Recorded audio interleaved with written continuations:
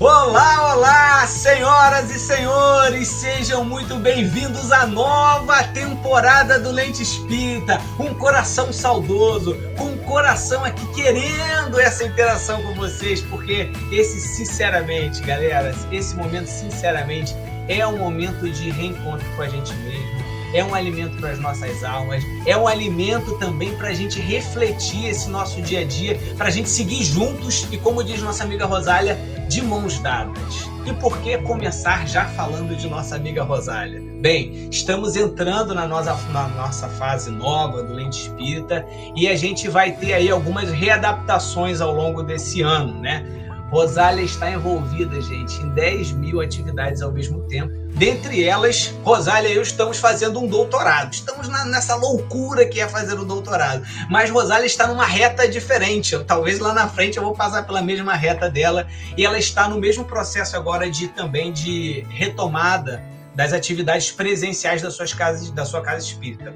O Pablo também, então a gente tentou trazer o Pablo, e a Juliana, que é a nossa amiga que alimentava as nossas redes sociais, agora ela está envolvida nas atividades do início da sua faculdade. Passou para a Educação Física na UF, na Federal Fluminense aqui, está frenética e continua com as suas atividades de distribuição de comida na rua, que toma um tempo, que essa galera faz aqui desde o início da pandemia, é muito frenético. Então, eu sentirei saudade, o Lente Espírita não vai ser o mesmo sem Rosália aqui falando junto, não vai ser o mesmo sem o Pablo tendo a possibilidade e a Ju também de trocar essa ideia aqui com a gente, mas para que os nossos corações não fiquem vazios, para que a gente sempre tenha um calor de uma voz amiga aqui, em todos os episódios nós estaremos convidando amigos que já passaram por aqui, ou que não passaram, mas que vocês vão sentir esse abraço também. E hoje, galerinha do meu coração, para começar 2022 com essa alma vibrante,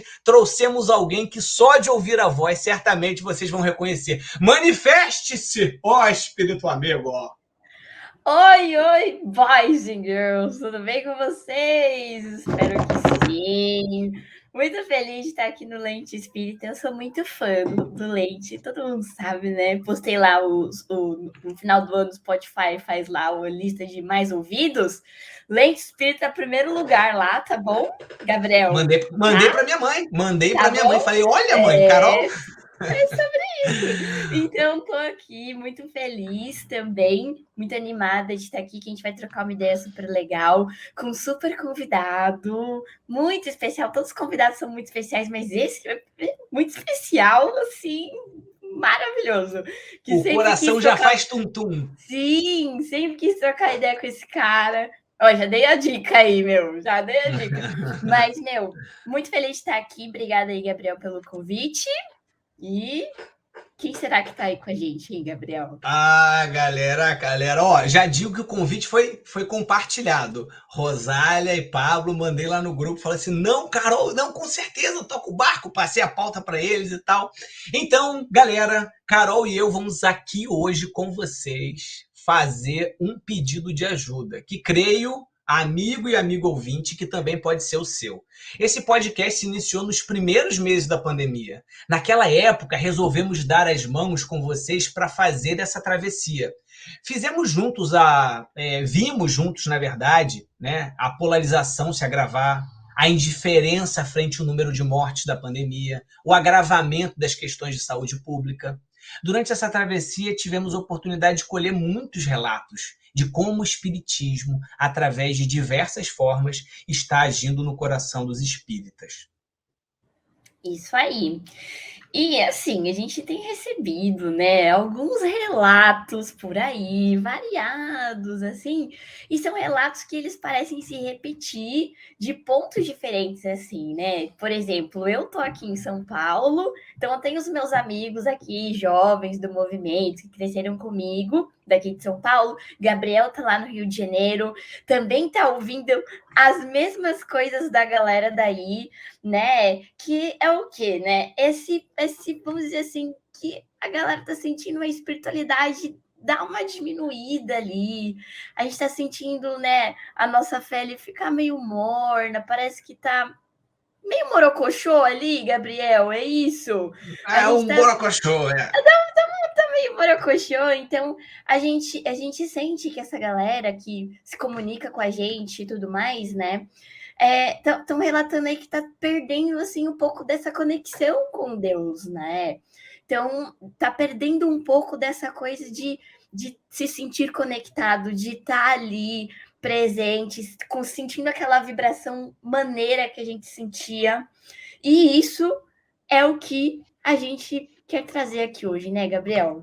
Parece que tá rolando, tipo, às vezes até um jogar a toalha, né? Como se a gente tivesse dentro de uma, vamos usar uma analogia de luta, mas siga, numa luta tendo Deus como treinador. E a gente quer desistir do treinador e a gente quer jogar a toalha ou alguma coisa nesse sentido, né? A gente está sentindo a fé esmorecer, né?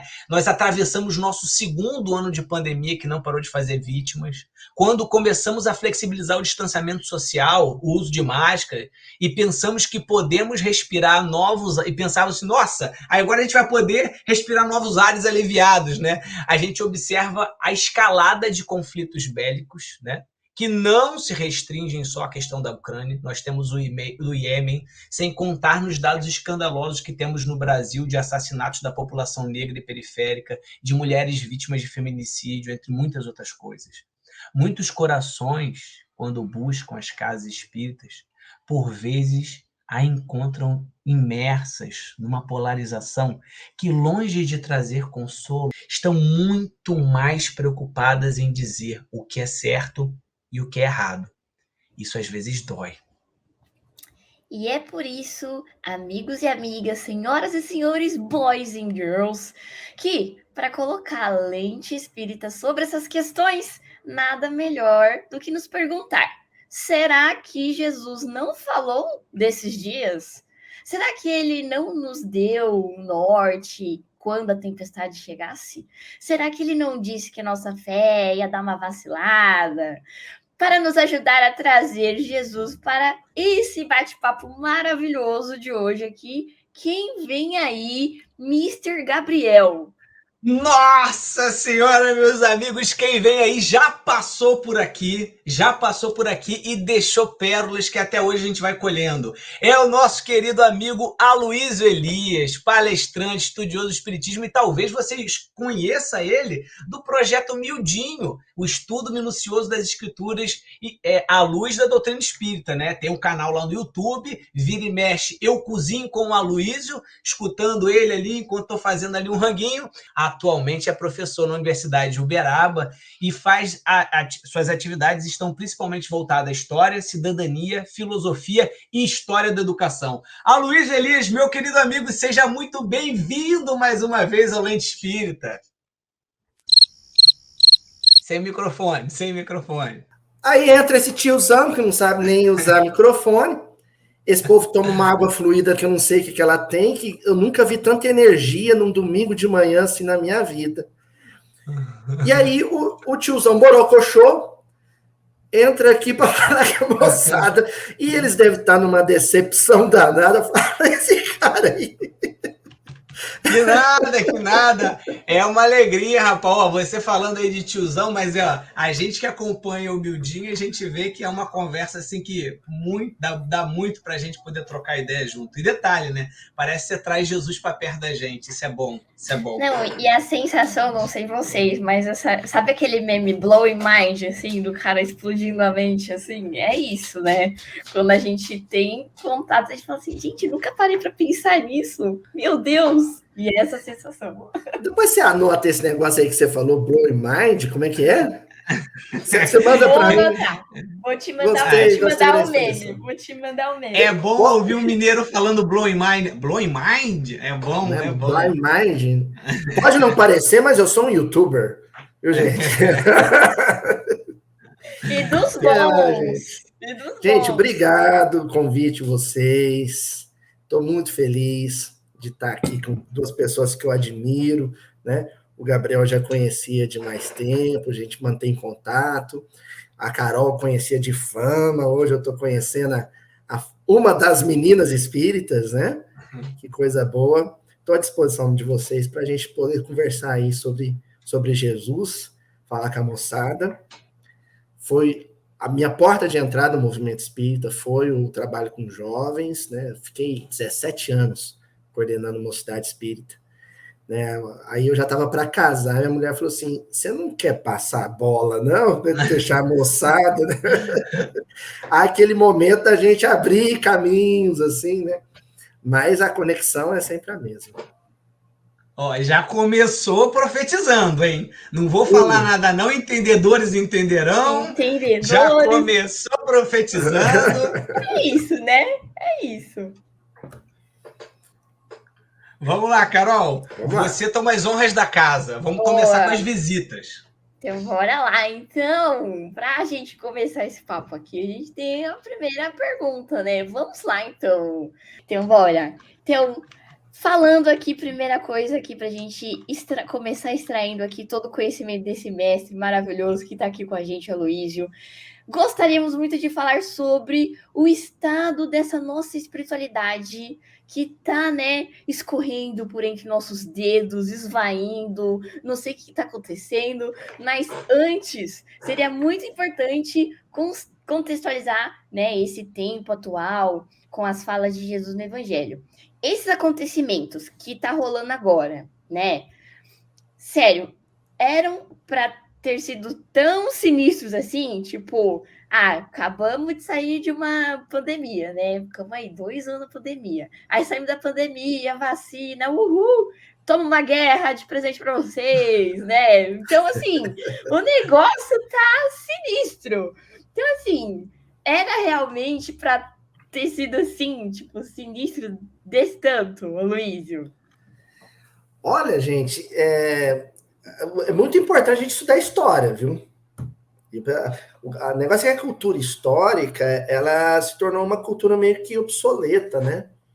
Um adendo na formação cultural da moçada.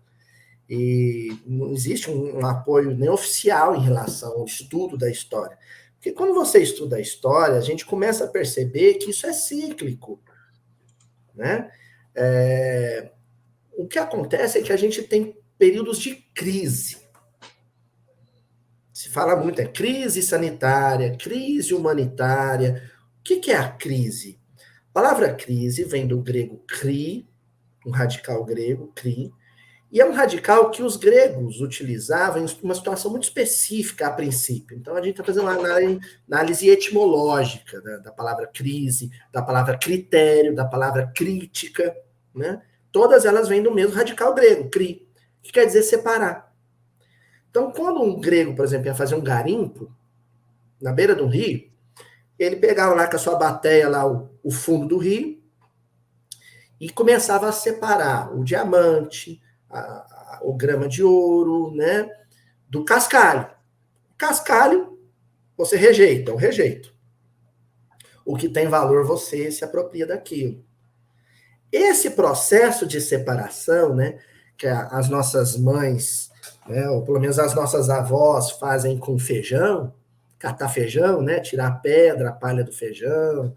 Esse processo é o que os gregos chamavam de cri. Então, a palavra crise, a palavra critério, a palavra crítica, entendeu? Isso tudo é quando você vai fazer uma crítica sobre si mesmo.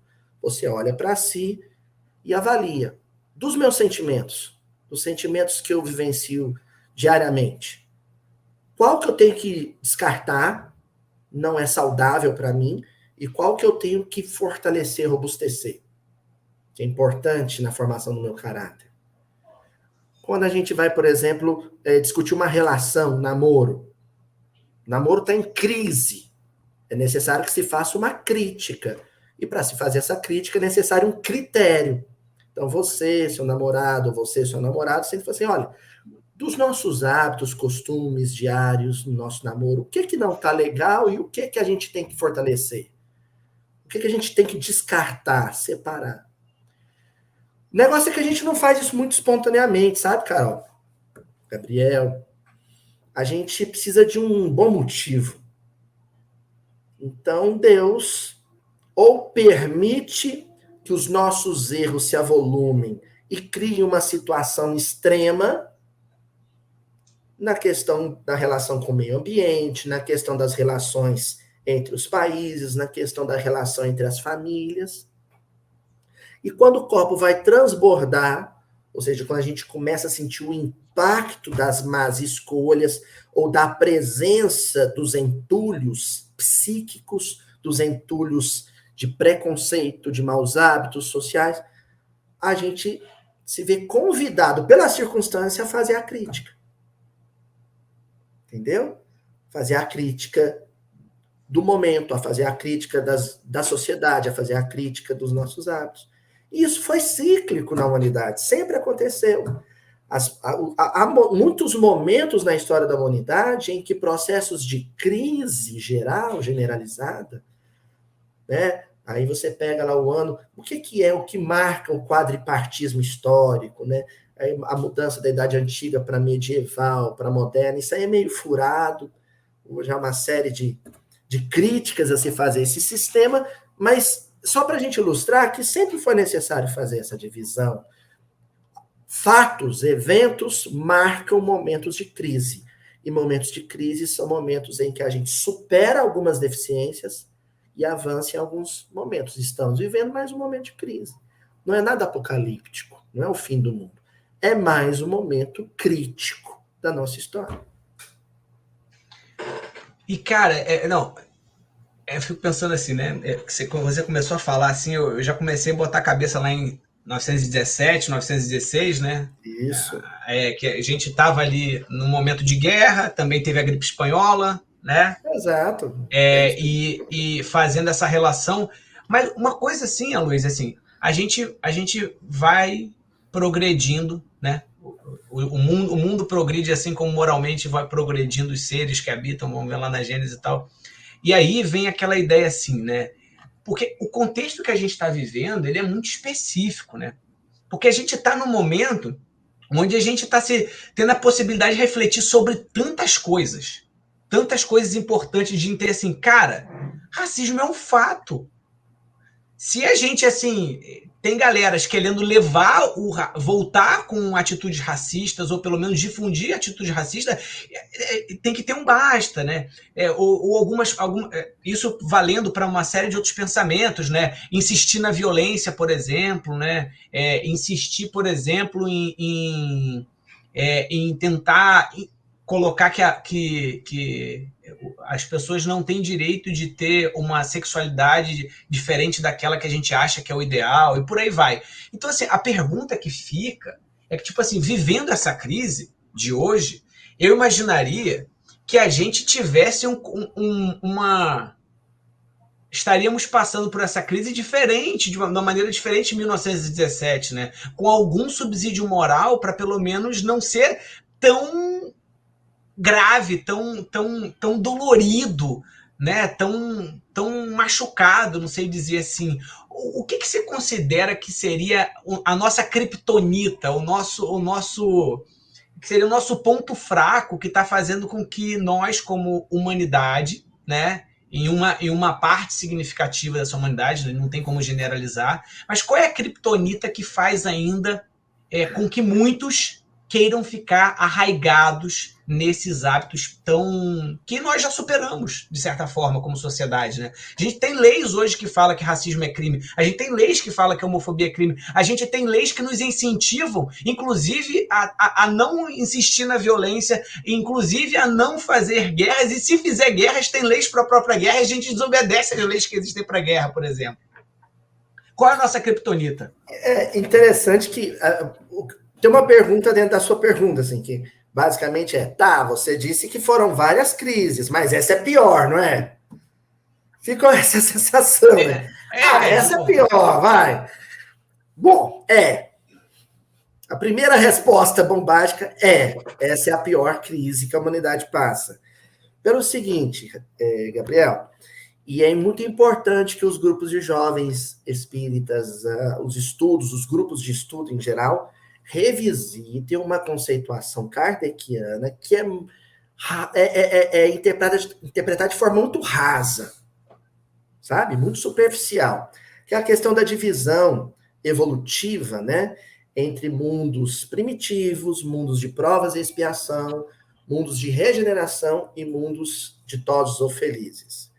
Por que eu digo que é um entendimento raso? Vamos lá, então. O que caracteriza o mundo primitivo é a ignorância total. Se você ignora, se você não conhece, então não existe nem bem, nem mal. Não existe nem bem, nem mal. Para o animal, não existe bem e mal. O leão destrói uma gazela, um bisão, sem remorso. Porque aquilo não é nem o bem, nem o mal, é a sobrevivência, é um instinto. O guia infalível, que se fala no Livro dos Espíritos. Mas no momento em que passa a haver um conhecimento sobre a lei de Deus, é a caixa de Pandora, né? É a fruta que se comeu na árvore do conhecimento do bem e do mal. No momento em que você sabe o que é ético e o que não é, o que é humanamente correto e o que não é, aí passa a existir o bem e o mal. E no momento em que você não tem maturidade para superar alguns aspectos do estágio anterior. Então, nos mundos de provas e expiação, o mal pesa mais que o bem. O bem já existe, mas o mal prevalece. O que se chama de mundo de transição, e nós vivemos a transição planetária, não é um período de tempo que já pertence à regeneração, não. É um período de tempo que ainda pertence aos mundos de provas e expiações. Só que é um período em que a balança de prato, os pratos se equilibram. Você está dizendo que hoje em dia o bem e o mal estão páreo a páreo? 50%? Aham. Quando o jogo empata, gente, isso é uma regra do futebol, surge, final de campeonato, jogo empatado, surge a catimba. Quem que é o mal perdedor? É o que começa a dar carrinho, chutar a bola pra galera, brigar com o juiz, xingar a mãe do zagueiro. Então, o mal é catimbeiro. O bem empatou com o mal. Só que o mal é barulhento, é escandaloso. Então, nós vivemos num mundo hoje, num período do mundo de provas e expiações, essa chamada transição planetária, em que, por exemplo, as noções de igualdade de gênero, de direitos iguais entre os gêneros, as noções de respeito étnico, cultural, elas peitaram as noções de preconceito, racismo, xenofobia. E porque o jogo está empatado, a xenofobia, não estou falando os que cultuam a xenofobia, o conceito, ela precisa resistir. E para resistir, ela faz barulho. Entendeu? Quando a gente superar essa transição, aí entra o mundo de regeneração. O bem começa a pesar mais que o mal. Mas o mal ainda existe. Então, não é uma questão dos próximos 5, 10, 15 anos, não tem data limite para isso. É uma questão de 1000 anos, 2000 anos, 10.000 anos, ou 100. Mas haverá um período de regeneração, ou seja, o homem começa a se regenerar. O bem começa a pesar mais que o mal, mas o mal ainda existe. E porque o mal com L ainda existe, os maus com U ainda estão aí. Até o momento em que o mal desapareça, aí não é regeneração mais. Aí é mundos felizes ou ditosos. Aí é um negócio que a gente nem supõe que seja. Né? Deixa para lá porque está muito longe da gente. Agora, a criptonita do momento, Gabriel, o que faz com que o bem ainda tenha dificuldade de virar o jogo? Materialismo. O homem moderno achou que o fim do teocentrismo medieval e o advento do antropocentrismo moderno significaria uma mudança de paradigma e a Terra estaria salva por isso. Só mudou o templo. E só mudou o sacerdócio. Mas o nosso politeísmo ainda está aí. Inclusive no meio espírita. Nós somos politeístas. Por isso que falar de monoteísmo, falar de Moisés, com as crianças, com os jovens, não é antiquado, não. Nós ainda cultuamos bezerros de ouro, haja visto os escândalos no Ministério da Educação recentemente. De ouro, literalmente. Literalmente de ouro. Literalmente. Né? Mas os nossos bezerros de ouro podem ser os títulos acadêmicos. O meu sacerdote pode ser meu orientador nesse politeísmo. O meu templo pode ser a universidade. E a moçada, ela se vê às voltas com aquilo que Jesus chamava de adultério. Ó, raça adúltera. O que é esse adultério? Quando a gente fala de aliança, inclusive a minha não está no meu dedo porque eu engordei demais na pandemia. Então, quando a gente fala de aliança, é um casamento com Deus. A noiva é a humanidade, Deus é o marido. É simbólico, é litúrgico, sabe? É uma simbologia misturada com liturgia. Adultério é quando você dá uma piscadela para o outro, né? Estando casado com um. Então, a gente vai na casa espírita, a gente é espírita, ou seja, a gente estabeleceu uma aliança com Deus, pôs uma aliança no dedo espiritual, mas a gente dá uma flertada com os outros deuses, o Deus iPhone, o Deus concurso público, o Deus cargo político, o Deus presidência de centro. São vários deuses. Então, o materialismo é esse politeísmo. Politeísmo, idolatria e materialismo é uma coisa só. O materialismo é o politeísmo da modernidade. Fica chateado porque a gasolina está muito cara. Meu Deus do céu, e você acha que vai baratear o carro elétrico como? Não é o sonho dos idealistas, não é o carro elétrico de 200 mil custar 30 mil? Isso só vai acontecer se a proposta do combustível fóssil se tornar inviável. Então, não vou reclamar. Agora, não faz sentido você fazer um discurso de que precisamos mudar a tragédia climática e continuar reclamando porque a gasolina está R$7,40 ou R$10. Que bom que surgiu essa crise dos combustíveis. É assim que a gente vai se desmamar de um combustível que é um absurdo no mundo de regeneração. No mundo de regeneração não tem carro a gasolina.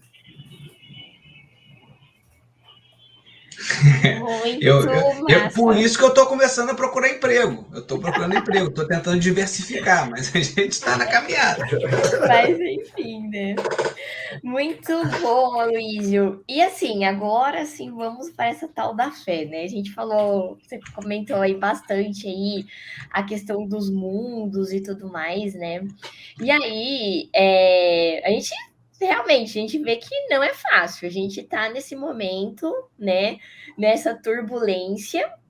E assim, no meio dessa turbulência, a gente sabe que, né, Jesus ele fez ali alguns alertas para nossa fé nesses momentos mais difíceis, né? Nesses momentos de mais turbulência. Tipo, ó, aperta o cinto aí, boys and girls, senhoras e senhores, que agora o negócio vai ficar louco aqui, viu? Então dá uma segurada aí. Eu acho que Chico já conhecia muito bem dessa fé, né? Porque lá no avião, lá na turbulência, em vez de ele desesperar, ele começou. Socorro! Vale-me Deus! Vale-me Deus! Então, a gente tá nessa turbulência aí, junto com o Chico agora. E aí, o que a gente faz? Como que a gente pode fazer com que o que a gente pode usar para a gente fortalecer a nossa fé, né? Quais são as ferramentas que tá aí, sei lá, no nosso dia a dia, perto da gente, que a gente pode pegar essa fé e falar assim, vem cá, minha filha, vamos conversar.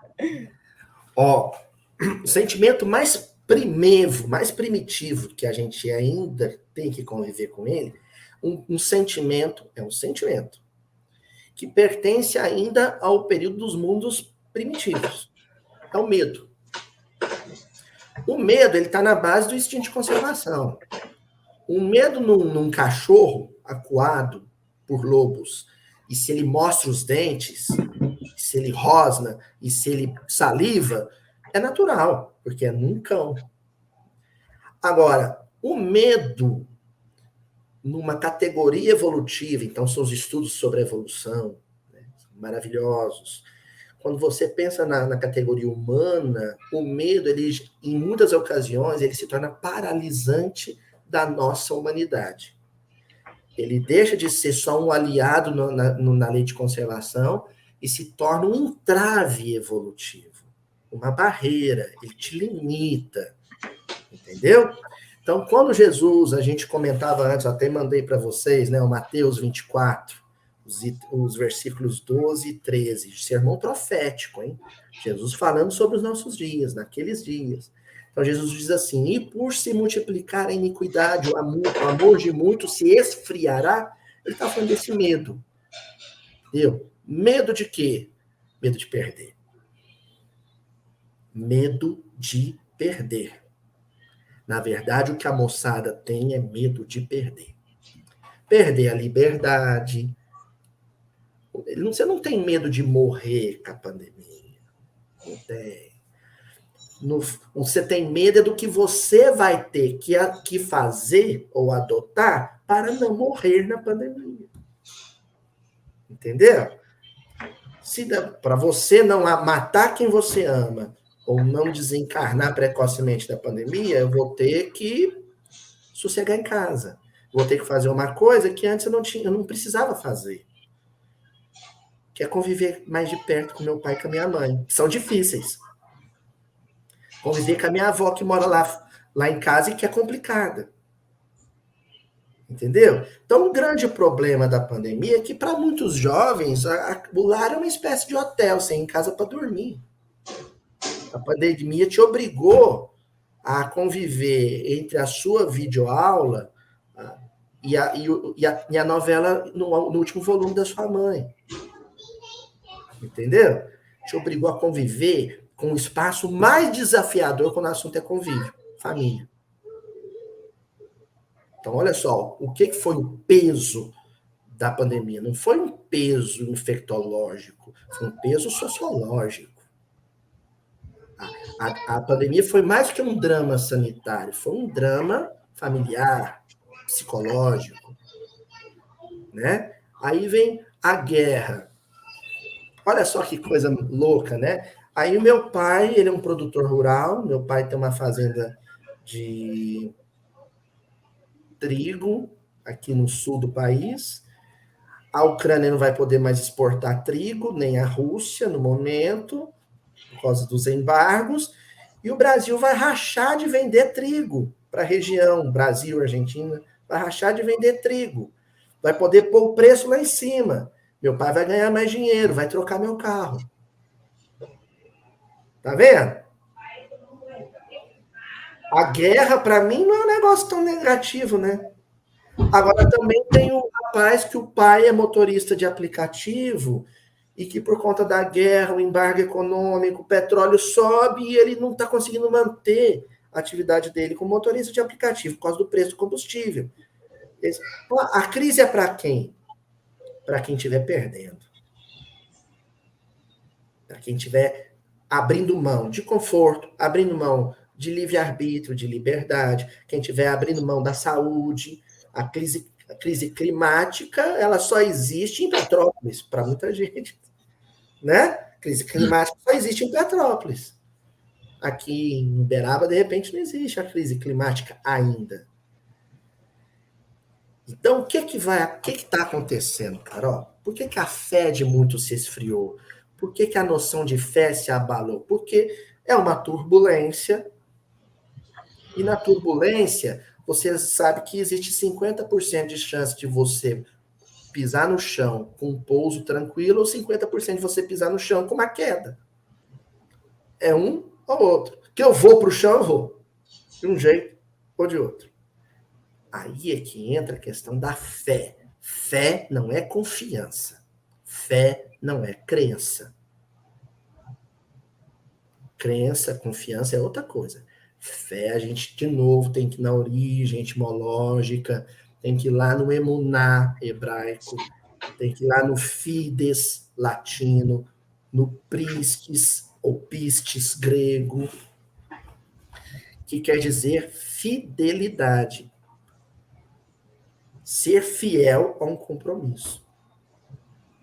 Esse ser fiel no compromisso é Se o meu pai estiver lucrando com a guerra e enriquecendo, eu sou fiel ao meu compromisso humanitário, cristão. Se o meu pai estiver passando necessidade com a guerra, eu sou fiel ao compromisso. Se o avião estiver descendo suavemente para pousar, eu sou fiel ao compromisso. Se ele estiver chacoalhando para cair, eu sou fiel ao compromisso. Se eu estou em Petrópolis e a mudança climática varreu minha casa do mapa, eu sou fiel ao compromisso. Se eu estou seguro numa região que não foi afetada, eu estou fiel ao compromisso. Mas a gente condicionou a fé. Eu sou fiel quando eu estou ganhando. Eu não sou fiel quando eu estou perdendo. Eu me desespero. A moçada espírita tem que começar a entender que espiritismo e evangelho não é aquela reunião alegre que tem uma moça simpática que diz boys and girls. A doutrina espírita é também aquela situação em que o médico oncologista fala assim, sua mãe está com câncer e é terminal, não tem o que fazer. Eu respondi, Carol, ou não? Talvez respondi, mas não é a resposta que ninguém quer ouvir. Não, mas é isso, né? Eu acho, a gente até comentou no início agora, né? Essa questão da chama. Eu gosto muito dessa analogia, né? Que a fé eu vejo muito nesse sentido, como se fosse aquela brasa, né? E a brasa ela pode virar aquela chama, né? Que, a chama ela vai pegando o que tá na frente, assim, e você, e vai que vai. Ou aquela brasinha, ela pode ir esfriando, até virar a cinza ali, né? Então, assim, a gente vê esse ponto de que nós estamos ali naquela brasinha. Então, dá tempo da gente assoprar para virar um negócio, sabe? Para aquele fogo ali acender de novo, sabe? E eu acho que a gente olhar para essas questões, né, de tipo, do que é interesse para mim, para o outro, e a gente fazer essas analogias, assim, né, com a nossa vida, é essencial para a gente, porque a fé, ela vai estar nesses detalhes, né? A fé, ela vai estar na hora que eu acordo até a hora que eu deito. E às vezes a gente tem esse pensamento da fé, que a fé, ela só tá presente quando, eu tô lá no centro espírita, quando eu, sei lá, vou realmente me recolher ali para fazer minha prece, minha oração. Mas será que a fé não tem que permear tudo que eu faço? Todas as minhas ações, todas as minhas atitudes, as minhas escolhas, né? Então, é muito isso, né? Duas situações aqui na minha casa, assim, domésticas, para a gente ajudar a entender. Quando eu era jovem, coordenava mocidade espírita, eu gostava de dar esses exemplos. Meu filho, ele é um pequeno carnívoro.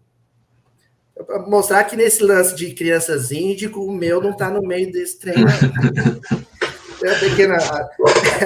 E aí ele chegou para mim e falou assim, papai, ele tem 3 anos de idade, 3 anos e meio. Papai, ele fala na terceira pessoa, é o Chico. Eu assim, Chico quer churrasco. Tá, vamos fazer um churrasquinho para ele, então. Aí, eu me dei conta que eu não tinha carvão em casa. Tinha uns caquinhos de carvão. Eu vou ter que fazer esse trem queimar e vai ser naquele lance da parrilha mesmo, né? Da brasa acesa sem chama. Como é que você faz isso? Você acende depois, abana muito. Porque o combustível da brasa é o ar. Pneuma, em grego. Ruach, em hebraico. O ruach é o sopro de Deus. O Espírito sopra onde quer. Então nós precisamos de espiritualidade.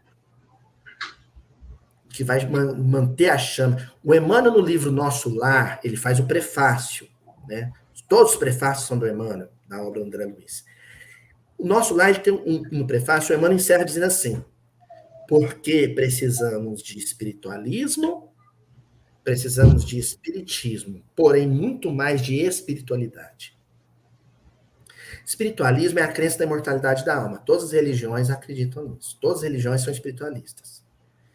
Espiritismo é a crença na imortalidade da alma, na pré-existência ao corpo e na comunicabilidade entre os dois planos. É espiritismo. É uma forma de espiritualismo mais específica.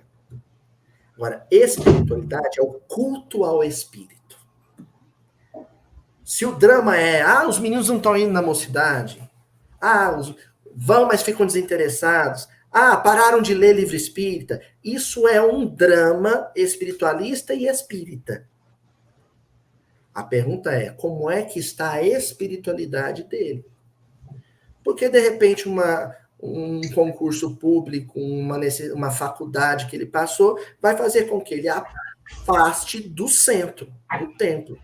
Às vezes, o cotidiano, sei lá, um menino que é técnico em enfermagem, na pandemia, ele não tinha tempo para ler. Parou de ler livro espírita.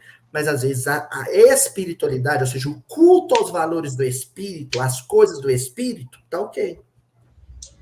Às vezes, o menino vai ter muito espiritualismo, ou seja, ele é religioso, é muito espírita, tem muito espiritismo, frequenta o centro, lê livro, mas ele não se espiritualizou. A espiritualidade dele é baixa, ele é materialista. Entendeu? Ele implica por causa da tinta na parede do centro, ele caça briga com o presidente do centro, tem pouca espiritualidade. Então precisa de espírito. A outra coisa é a minha pitangueira, né? A danada não dava fruta de jeito nenhum, eu plantei ela assim, danada, e punha adubo, punha água.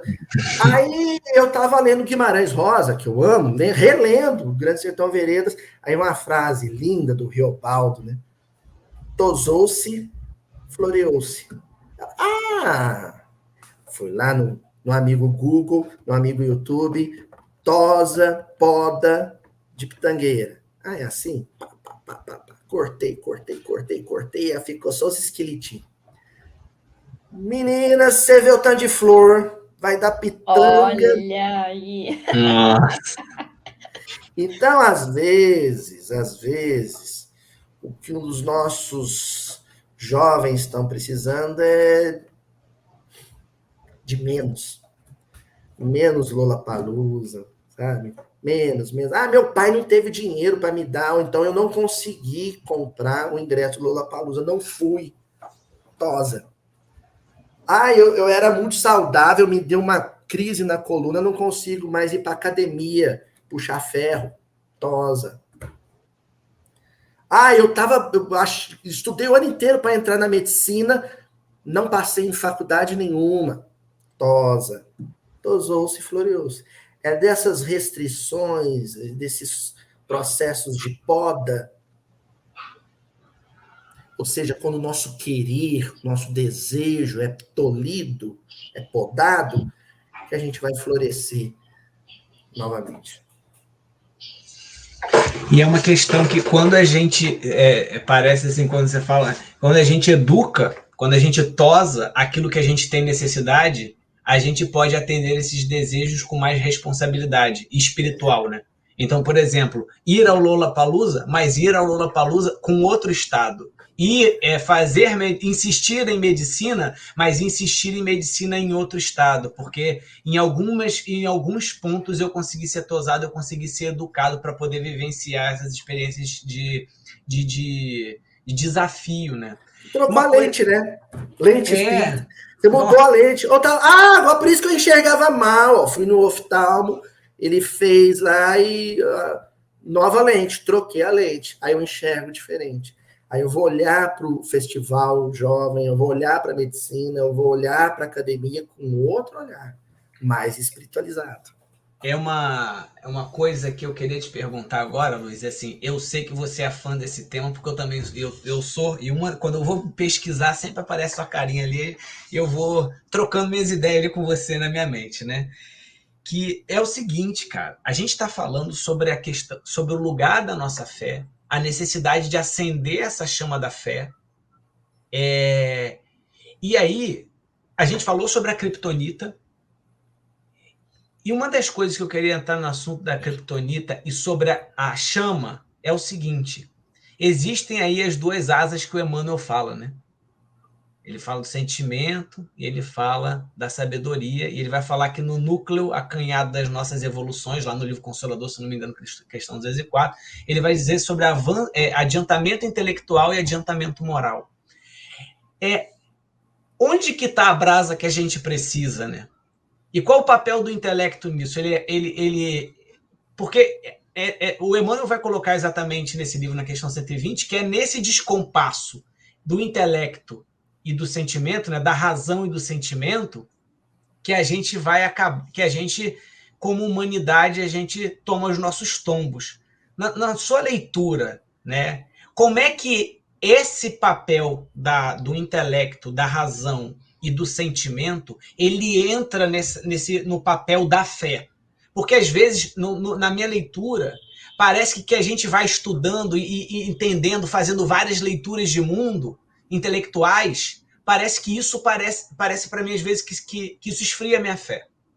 Então, eu vou dar um exemplo aqui para os leitores, para os ouvintes do Lente Espírita. Na época que a gente fez a série Egoísmo Estrutural, a gente teve que estudar muito para poder construir a série Egoísmo Estrutural. E foi muito braba a travessia, porque a gente fazia as pesquisas sobre as leituras sociais que o mundo vive, e a gente via o quanto essa leitura consegue dar conta de explicar tanto problema. Mas aí parecia que a fé estava, o sentimento, essa coisa estava lá no chão. E foi muito... E de vez em quando eu passo por esse processo assim, que eu tenho que tentar me reerguer. E eu queria que você falasse um pouco disso, né? Porque tem caminhos desse reerguer, né? E onde que a fé se alimenta nesse reerguer? Isso está no sentimento ou isso está no intelecto? Primeiro, vamos em duas partes, assim, não sei se vocês estão com fome, eu estou também, mas eu estou gostando mais disso aqui. Mas vamos em duas partes. Vamos falar da asa da sabedoria e depois da asa do amor. E primeiro a gente vai estudar isso num patamar inferior. A asa da sabedoria como sendo intelectualidade, que a intelectualidade evolui para a sabedoria, e a asa do amor como asa do sentimento, porque o sentimento sublimado é o amor. Vamos na intelectualidade.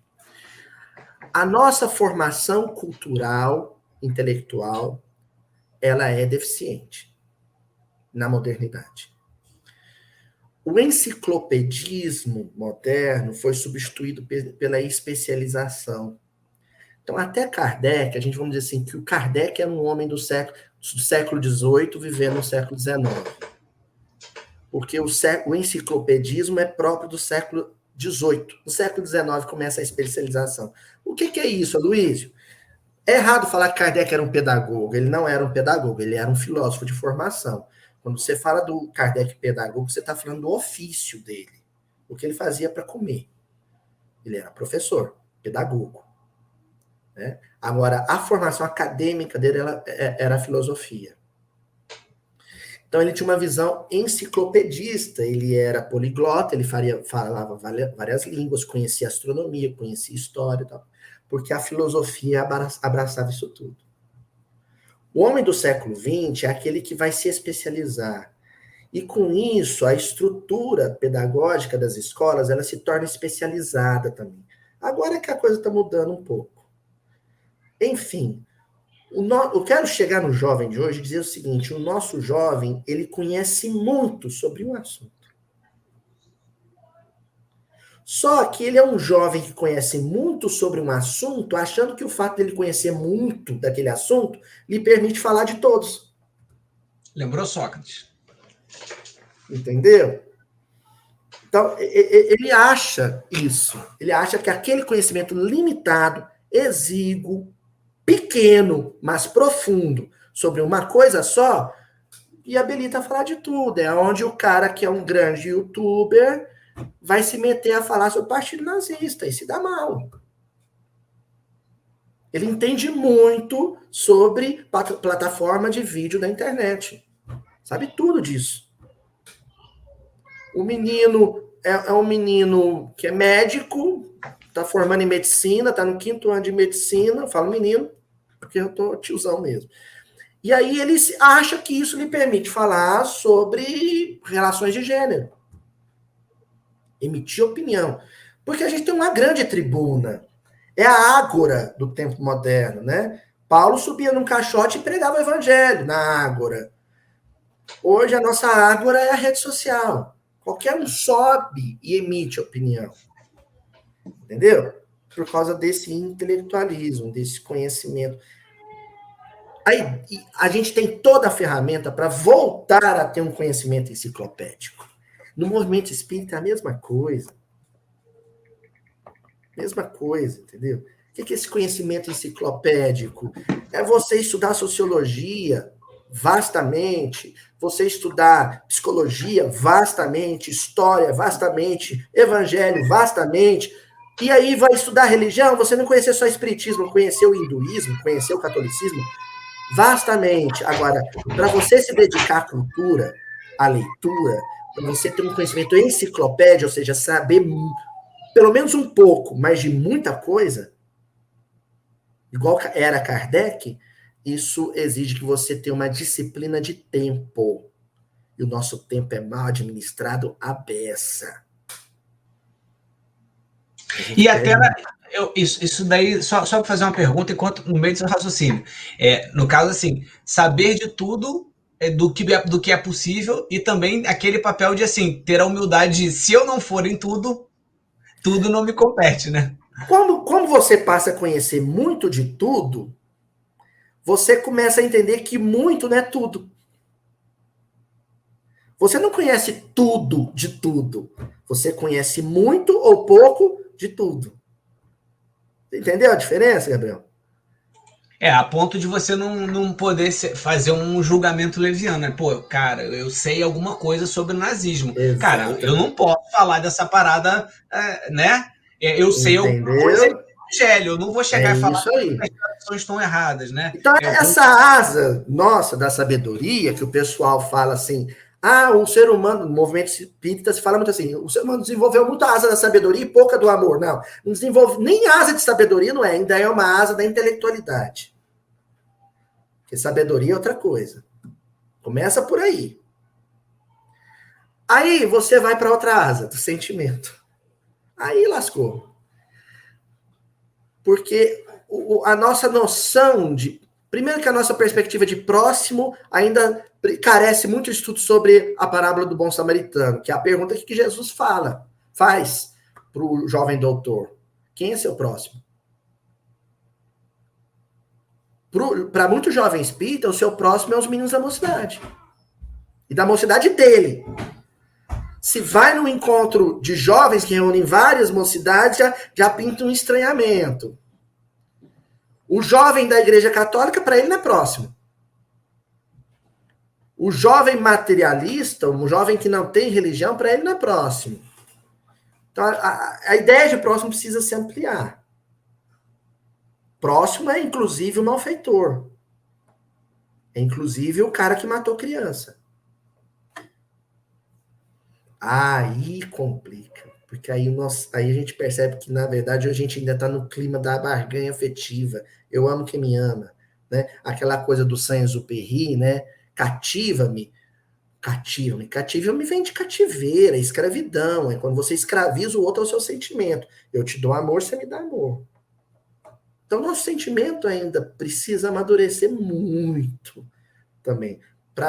Olha só, para evoluir para uma outra coisa chamada amor. Aí vira as duas asas. Enquanto isso, não tem angelitude, porque anjo tem asa. Aquele papo lá do... Você parece um anjo, só que não tem asa. Não, anjo é alado. Anjo é vertical, ele voa, ele desgruda do chão. A gente não, a gente ainda é bípede.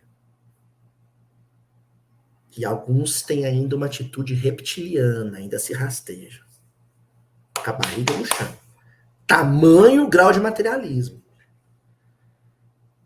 É isso que você perguntou, Gabriel? Eu viajei muito. Vai por aí. Não é tipo assim, não era não, mas você gostei. Não, É porque eu fico pensando exatamente nesse lance assim da fé também, né? Naquele sentido de ser aquele sentimento que me o ser fiel, né? O estar fiel tem uma questão de uma ligação desse meu sentimento com Deus, né? De sentir Deus. De sentir, não sei se Tem um vai negócio por assim aí. que preocupa é quando o menino vai para a universidade. Principalmente se ele for na área de humanas. Os meninos da área de humanas, e eu não sou, no caso, não sou suspeito para falar, né? Eles ficam meio chatos com o espiritismo, né? Eles ficam meio ateu, né? É pouco estudo, é porque ele lê um pouquinho, já acha que tá no primeiro semestre. Essa semana eu fui fazer um estudo na minha casa espírita sobre as 3 primeiras perguntas do Livro dos Espíritos. Primeiro, o que é Deus? Aí, em seguida, Kardec mandou aí o que é o infinito? E eu tinha acabado de estudar, assim como o Gabriel também, estou no doutorado, né? E eu tinha acabado de estudar sobre Spinoza, Baruch Spinoza, né? O Benedito Spinoza. E o Spinoza, ele estuda um negócio chamado substância. E as coisas. A coisa é limitada, é finita, a substância é infinita. Porque a coisa foi criada e sempre existirá. Mas a substância é o incriado. Sempre existirá e sempre existiu. Do que ele está falando, gente? Deus e a criação. Kardec conhecia Spinoza, a gente não. Aí você vai ler esse livro dos Espíritos e comentar e não conhece isso. Aí o comentário é raso. Aí você lê Spinoza. Olha, não estou fazendo apologia ao intelectualismo no meio espírita. Você tem que ler Spinoza para entender o livro dos Espíritos. Não é isso. O que eu estou dizendo para a moçada é: não tenha medo de estudar filosofia, economia, administração na faculdade. Procura entender em que ponto as duas coisas se encontram, porque o que Kardec disse é que a verdadeira fé é aquela que enxerga, olha no olho, da ciência, face a face, em qualquer época da humanidade. Entendeu? Então, o espiritismo não tem medo da ciência, ele é amigo da ciência, ele olha no fundo do olho da ciência. Quanto mais a gente abrir o nosso repertório, né? Melhor para o espiritismo. Isso, e mais conexões a gente vai fazer com aquele Exatamente. determinado assunto, né? É isso. É isso, pô. Maravilha, maravilha. As pessoas estão com fome aqui. A gente não tem jeito também, né? A gente não tem como segurar os ouvintes por tanto tempo também. Eu vou puxar o Lente em Foco e vou deixar a Carol dar a cereja do bolo aí. Solta o louvor espírita. Eu e a Carol, a gente tem conversado sobre isso, sobre a saudade que a gente tem de coisas que acendam essa fé, né? Que dá um... que chamusca, né? Que bota a montanha para pegar fogo. E aí, essa parte do Lente em Foco, né, Luiz, é onde que a gente dá umas dicas, só que a gente queria uma dica específica dessa vez. Umazinha. O que é, na vida de cada um de vocês, aquilo que faz a sua fé queimar, a sua chama arder? Então eu vou começar, depois eu passo para a Luiz e, por fim, a Carol faz o seu grande finale, né? Eu acho que quando eu vou falar sobre essa coisa que faz a minha fé chamuscar, né? Tem algumas coisas, mas eu vou dizer uma coisa assim: toda vez que eu estou quase caindo, eu leio Paulo Estevão de novo. Então, o livro Paulo Estevão foram algumas vezes, quando não é Paulo Estevão, eu pego uma daquelas séries ali, porque eu falo assim, eu saio de lá num outro estado. Então, assim, eu deixo a minha dica aí para os ouvintes de Paulo Estevão como o sopro, né? O Ruhr, o sopro. Você, é contigo agora. Comigo? Isso. Meu filho, toda vez que o adulto balança, ele vem para me dar a mão, né? Assim a música do Fernando Brandi com o Milton Nascimento. Meu filho, eu tinha esquecido tanto que era legal jogar bola. Joguei bola, era bom, viu? Era um craque. Aí você engorda, fica velho. Aí ele me chama no quintal, a gente já chutando bola, e eu começo a brincar. Daqui um pouquinho, ele já tá até bravo, porque eu tô fintando ele, marcando o gol. Eu falei, esse trem era bom, né? Por que eu parei de mexer com isso? Né? Essas coisas, assim, ele te joga lá na juventude de novo. Então, acho que, por exemplo, o contato de Paulo com Timóteo era revigorante pro Paulo. Timóteo tinha 14 anos. Então, por isso que acho que é na carta de Timóteo que o Paulo diz: combati o bom combate, encerrei a carreira, guardei a fé. Ou seja, eu estou com 60 e tantos anos, morrendo, velho, carcomido, mas parece que eu tenho 14. Entendeu? Então, aquele vigor, quando a moçadinha, você está com 20 anos, vai num dia na evangelização para ver a alegria que os meninos chegam na evangelização, os meninos de 5, 6 anos de idade, e resgata isso. Né? Eu faço isso com meu filho. Maravilha. Carol, Bora. deixa aí sua mensagem linda. Meu agradecimento demais. Valeu, minha amiga. Pô, Foi demais. maravilhoso. Em nome de todo mundo do Lente Espírita, obrigado por esse carinho aí, de segurar. Vocês estão dando a mão aí pra gente continuar a caminhada aí durante esse ano aí, que tá frenético. Honra, que eu sou fã, né? Eu sou fã, assim... Recíproca. Nossa, sim, sem palavras. Mas para fechar aí, também da minha dica aqui do Lente em Foco, eu costumo, para me abastecer ali, eu gosto de música, galera. Então eu boto aquela música. Tem uma muito especial, que nem é espírita, é dos nossos amigos evangélicos aí, chama Quero Conhecer Jesus. Se vocês não ouviram, depois vocês colocam. Alessandro Vilas Boas, amo. E agora no nosso papo me veio muito uma música também, Cartas de Bordeaux, que é uma banda maravilhosa, espírita também, meus amigos maravilhosos. E eles têm uma música que chama Minhas Asas. E aí eles falam justamente dessa sustentação que a gente cria, desses laços que a gente cria aqui no berço espírita aqui, né? E de como isso faz a diferença na nossa vida, né?